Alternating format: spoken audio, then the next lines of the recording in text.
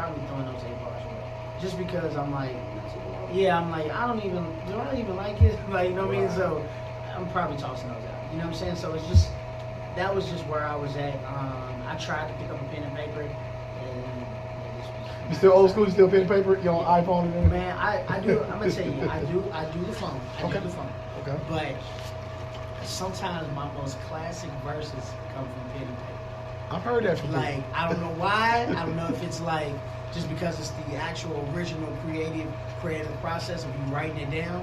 But some of my classic verses come from like literally just writing them down on a notebook. All right, so we heard you speak of Iron Royalty. Can you explain that? And you said you created that when you was how old? 16. Okay. Iron Royalty is a music affiliation group. Now, when I was 16, it was something totally different. Like it was. How old are you now? Me, I'm 30. Okay. So when I was 16, bless my heart, y'all. I was trying to do something. Wow. Yeah. It was something totally different. It was gonna be something totally different than what it is now. Okay. It was more of, it was typical. It was like, yeah, the homies rapping, we coming out, you know what I'm saying? That type of stuff. Death Row. Yeah, you know what I mean? Right. that type of stuff. And then what happened was, I realized that all of them was not as interested in music as I was. So once I realized that, and they all kind of fell apart, and kind of went and did their own thing, then I just stuck with it. And I said, well, you know what? How can I change this? First it was actually called Royalty Entertainment. Okay. So then I changed it and I said, well, how can I brand this to where it's forever going to be me? If anything ever happens, it's going to be forever me. And that's why I changed it to Iron Royalty. And I said, well, it's going to be Iron Royalty, so if anything ever happens and nobody wants to even affiliate themselves with me, it's you. Yeah, it's me. It's Iron Royalty, and you can take that meaning and run with it. And then it's like when you build something that is supposed to last forever, it continuously changes for the better. You know what I'm saying? So it's like now when I get artists and I get people to be affiliated, I tell them, now you are able to say that I am royalty. And you could have been royalty in the past, but now you officially can say that. That means, like you're a king, you're a queen. Like we mean that when you come over here with us. And we're just a resource center. Like, yeah, that's what I was about to say. Like, all we do, man, all we do is just, we vibe with each other. Sometimes we make music with each other, but we just a resource. And if we need a DJ, if we need somewhere to go, say if Sasha Renee got into a place that we want to reach, she might say, hey, y'all, this is who we need to talk to. You know what I'm saying? So it's like a networking group where Absolutely, we share networking group. information. Absolutely, and that's what we are. We're one big family, and I'm noticing now it's like different tiers because like I said, we have Sasha Renee, we have Rob Lee, we have Semi, we have Chanson, we have.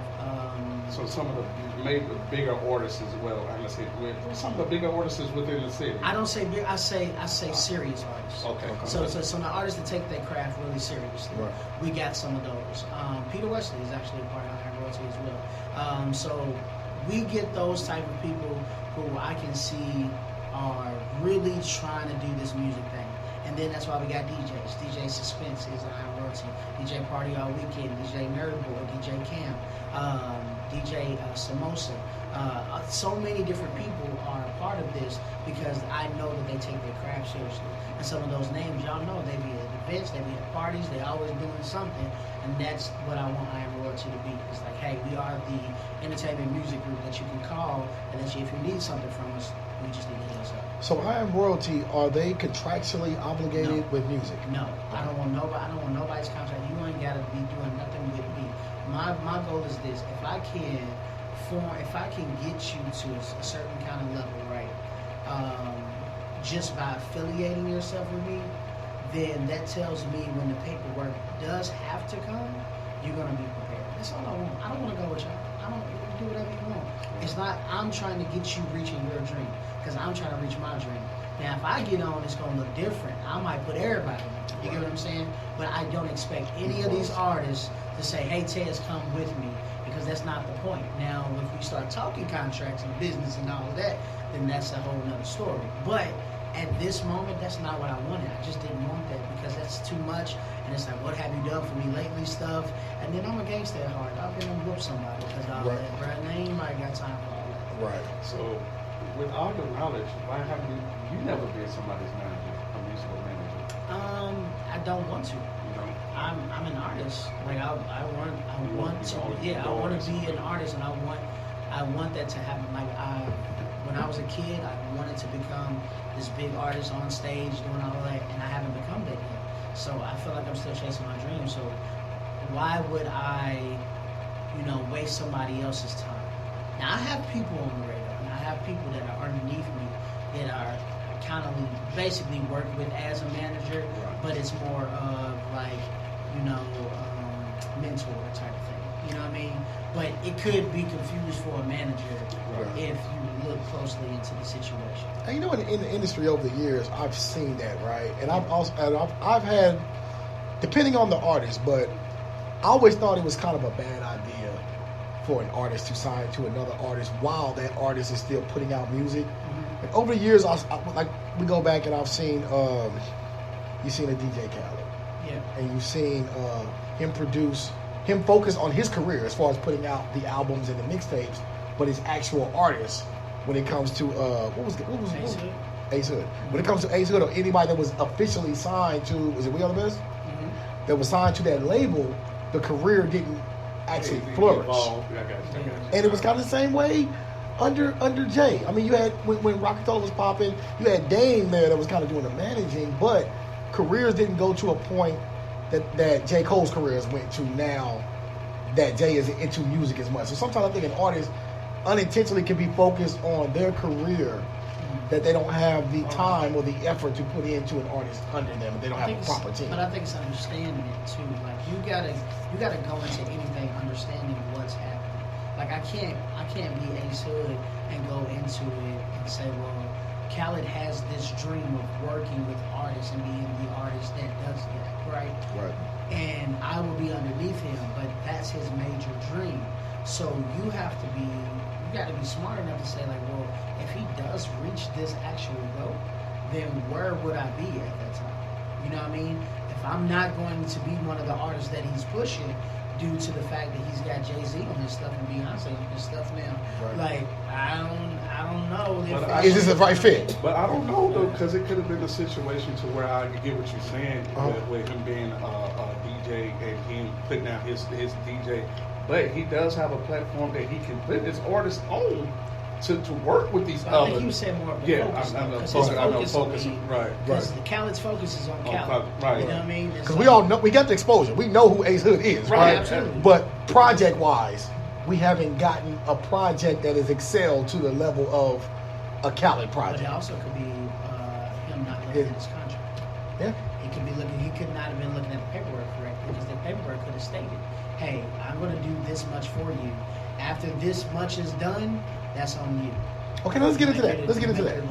You when you walk in here, you said you're one of the artists that has my paperwork together. I have everything that an artist needs to put my music out on certain platforms. I'm assuming you have your ASCAPs and all that, right? So walking into the business, you have the business side. It seems you have an understanding of the business side, and you've made steps to make sure the business side is correct on your end. Right. Many artists, I'm not gonna say many because we don't know, but I hear a lot of artists complain that they haven't done that, or they take the bumps because they didn't know the business side of it, right? How did you become aware or educated of the business side, and when did you start to take that side as serious as the music? Well, let's be honest. If I've been making music since I was 13, that means I've been serious for over 10 to 20 years now, whatever the case may be. You know what I'm saying? Right. So experience has a lot to do with all of it. A lot of times it's been where you have a show, you have a gig, you have an opportunity to, they have these little talent shows and stuff like, oh, you're going to open up on, you're going to get a record deal if you do this. You know what I mean? So I never said I didn't experience any of those things. Okay. You get what I'm saying? So there could have been an opportunity there when I remember an opportunity when I was younger. Before we killed it, they didn't want the other two, but they wanted me. You get what I'm saying? So, but I was too young, and my mama didn't want me to do it. So, like, there's been instances where things has happened, and I had to kind of learn from that. And then when all your friends leave you as well, like I said in Iron Royalty, when it was Royalty Entertainment and everybody's gone and no one believes in you, when you're young, in May I wanted to retire, but at that time I was like, oh, y'all didn't mess up. Because now I'm about to learn everything that I possibly can, and y'all gonna be asking me to come back. Okay. You know what I'm saying? So, research. I mean, I'm going on with the times. You know, when I found out new information, I go look for it. Period. Like I'm not doing nothing special. I'm just doing something that your average person would do, but I'm just trying to use that to my advantage because I know where I want to be. So it's just experience, man. Just experience and learning it. If somebody drops a jewel somewhere, if I say an interview from Jay-Z, if I say an interview from J. Cole, if I say an interview from an artist that I like that said something that is something I can kind of relate to, and I'm like, oh, okay, well, he did this. Let me go and see what that's about. And I might go there and it might not be for me. So I'm like, then I just keep it moving. You know what I mean? Yeah, we always said that, you know, because a lot of people say Louisville, crabs in the barrels, and blase this and blase that. I always say I don't feel like it's that way. I always feel like it's a lack of knowledge. I do think it's crabs in the barrels. Like I'm as I mean, because you're an artist, you in it, so you like, see it so more. like I mean, you are like 80% true. You know what I mean? But that other 20% is crap, bro. It's to the point where, and this is the reason why I wanted to be done, because it's to the point where like I don't understand the concept of people thinking just because I'm gonna use radio, just because one radio show is good, because this is radio too. Just because one radio show is really, really good, that there can't be another radio show that's really, really good as well. Right. You know what I mean? Instead, I've saw things and I've seen people do shiesty stuff to make the other radio look not as good as the other one. But not necessarily saying that they're doing it, but you know, you'll be in meetings or things that come up and be like, oh yeah, well, Right. Anybody that wants to be in radio, I offered them WCHQ. I was like, no, I want you guys to be there, because if we got more of us there, because at one point you all were there. Right. You get what I'm saying? So I'm like, shoot, y'all there, we there, cool. Let's get some more. You know what I'm saying? Yeah, Shane like, Antonio, right, definitely. Shane Antonio. I'm like, let's get as many people as we can, because that's going to be the culture wave. That's what people are going to understand. But nah, man, everybody ain't like that. So it is true in some instances, but yes, people just don't know. You don't have the lack of the knowledge of people being lazy.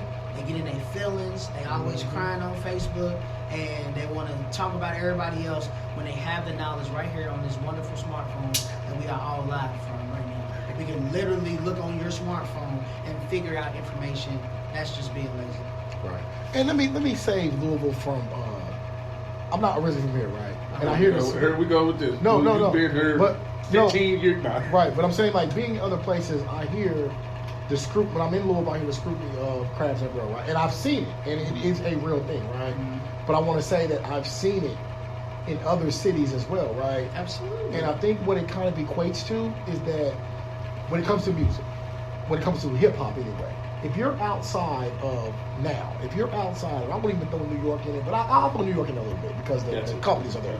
But if you're outside of New York, LA, and Atlanta right now, right, those are cities that the major corporations are there, and the major record labels are there, and they're actively seeking acts in those markets, right?